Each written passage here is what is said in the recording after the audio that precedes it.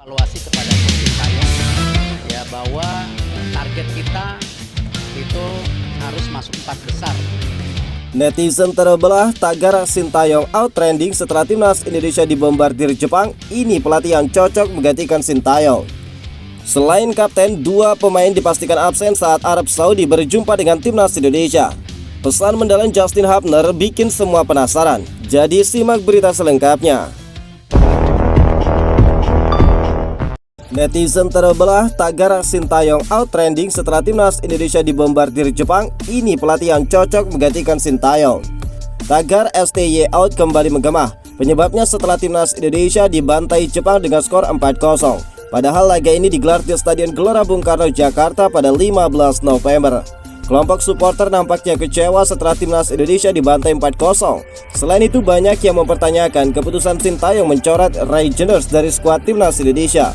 Di laga sebelumnya melawan Cina, Sintayong sudah mendapatkan teguran dari PSSI. Teguran itu tidak lepas dari banyaknya eksperimen yang dilakukan Sintayong pada laga tersebut. Padahal laga kontra Cina dicanangkan PSSI bisa digunakan timnas Indonesia untuk mencuri 3 poin. Terlebih Cina dalam kondisi buruk dalam 3 laga awalnya di ajang kualifikasi Piala Dunia zona Asia. Selain itu, keputusannya kembali tidak memasukkan Eliano Reijenders di laga kontra Jepang. Sama halnya ketika di laga Cina menimbulkan pertanyaan publik.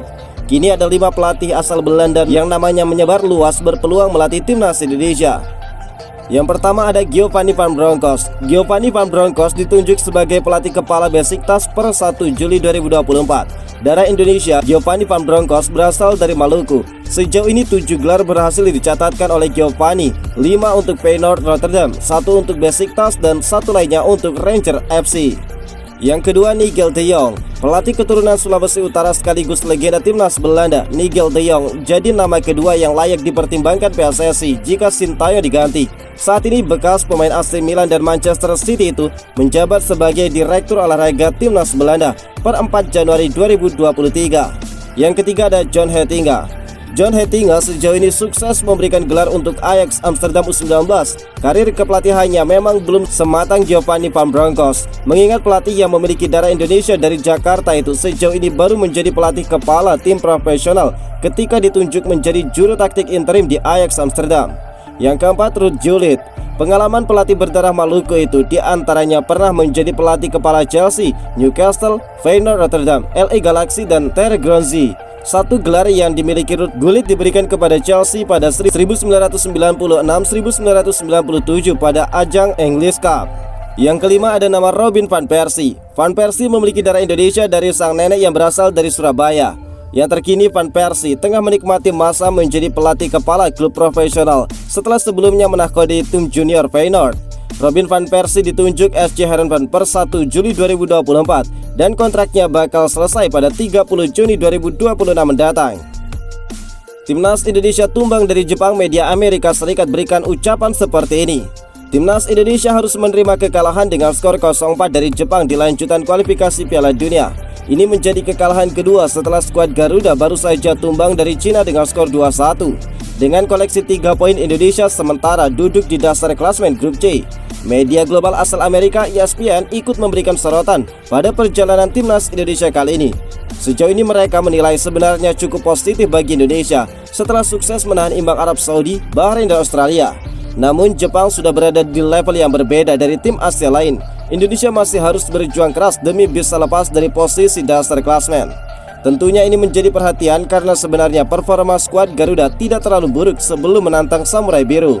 Namun fakta bahwa Jepang terus melaju di posisi puncak berarti hanya 3 poin yang memisahkan Indonesia dari posisi kedua. Dengan 1 paruh musim yang masih tersisa, mereka masih belum keluar dari zona degradasi, ucap dari ESPN. ESPN menilai bahwa perkembangan Indonesia sudah cukup jauh di babak kualifikasi. Namun mendapatkan tiket untuk berada di ajang bergengsi antar negara itu bukan hal yang mudah.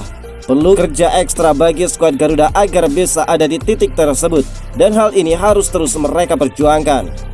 Secara realistis, mencapai Piala Dunia pada tahap perkembangan mereka saat ini selalu menjadi sebuah fantasi.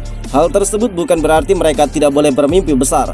Namun setelah hari Jumat, mereka sekarang harus mengetahui jarak yang masih harus mereka tempuh jika mereka ingin menjadi salah satu tim terbaik di benua ini yang akan melaju ke panggung terbesar sepak bola. Tambah dari ESPN.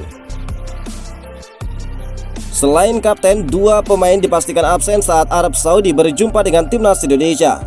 Arab Saudi datang ke Jakarta dengan skuad yang pincang jelang laga melawan timnas Indonesia di ajang kualifikasi Piala Dunia. Skuad asuhan Harvey Renard tersebut baru saja menahan imbang Australia dengan skor 0-0. Tim Elang Hijau dilaporkan sudah sampai di Jakarta. Kabar itu juga sudah dikonfirmasi oleh akun tim nasional Arab Saudi di Twitter. Walau begitu, skuad Arab Saudi datang dalam kondisi kurang ideal. Soalnya ada 2 nama pemain Elang Hijau yang absen saat jumpa timnas Indonesia. Kabar itu juga sudah dikonfirmasi dari YSS Kors. Keduanya mengalami cedera parah saat jeda internasional meski masuk dalam daftar pemanggilan. Nama pertama yang dimaksud adalah sang kapten tim Salman Al-Faraj. Sementara satu lagi adalah Muhammad Al-Sanketi. Salman Al-Faraj harus mengalami cedera ACL.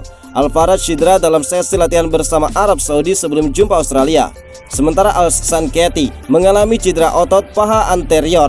Cedera tersebut didapat pada sesi latihan pada Selasa 12 November.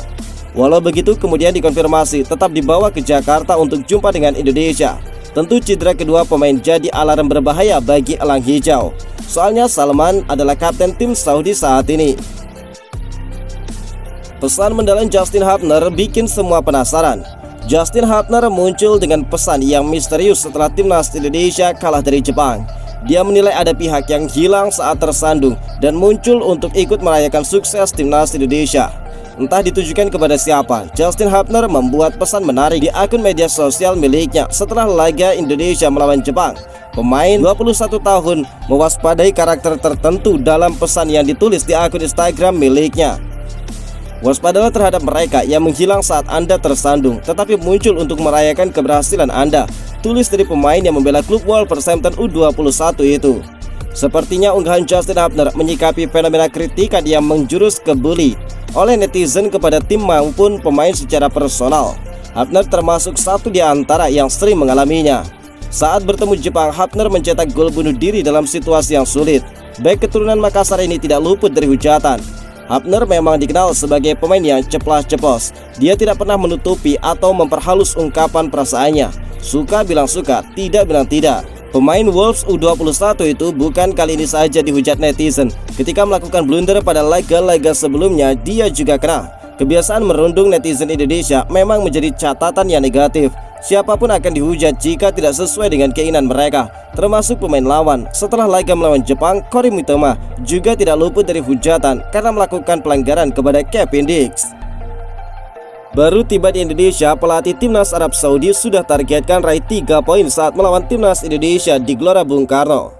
Pertandingan kualifikasi Piala Dunia zona Asia semakin menarik perhatian, terutama laga antara Indonesia melawan Arab Saudi yang bakal digelar 19 November di Stadion Utama Gelora Bung Karno, Jakarta. Pelatih Arab Saudi Harvey Renard menyatakan tekad kuat untuk meraih kemenangan dan membawa timnya melangkah lebih dekat ke target besar, yaitu lolos ke Piala Dunia. Dalam pertandingan terakhir, Arab Saudi menunjukkan kemampuan bertahan yang solid, namun Renard mengaku bahwa lini serang masih perlu peningkatan.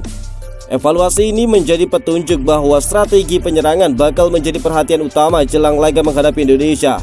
Arab Saudi yang dikenal memiliki pemain berkualitas diprediksi tampil agresif untuk mencetak gol. Arab Saudi memiliki target besar, yaitu kembali tampil di panggung dunia dengan lolos ke Piala Dunia 2026. Ambisi ini tercermin dari pernyataan Renard yang percaya diri dengan skuadnya. Saya merasa percaya diri dengan mereka dan target saya adalah lolos bersama mereka ke Piala Dunia. Kedepan fokus kami adalah mewujudkan target itu, ungkap dari Renard. Meskipun demikian, setiap pertandingan kualifikasi menjadi momen penting untuk memastikan posisi mereka di klasmen tetap aman. Menghadapi Indonesia di kandangnya sendiri tentu bukan perkara mudah. Dukungan penuh dari puluhan ribu supporter Garuda bakal menjadi tantangan tersendiri bagi Arab Saudi. Bagi Indonesia, pertandingan ini merupakan kesempatan emas untuk membuktikan diri di kancah internasional. Permainan yang disiplin dan semangat juang tinggi dari para pemain Garuda bisa menjadi kunci untuk menghadirkan kejutan. Renard dipastikan bakal memaksimalkan kekuatan timnya demi meraih 3 poin dari pertandingan ini. Strategi menyerang yang lebih tajam dan organisasi tim yang solid diharapkan mampu meredam tekanan Indonesia. Namun dengan motivasi tinggi dari tuan rumah, pertandingan ini bakal menjadi duel yang seru dan patut untuk dinantikan. Lalu mampukah Arab Saudi mencuri kemenangan atau justru Indonesia yang bakal membuat sejarah di Stadion Utama Gelora Bung Karno, Jakarta?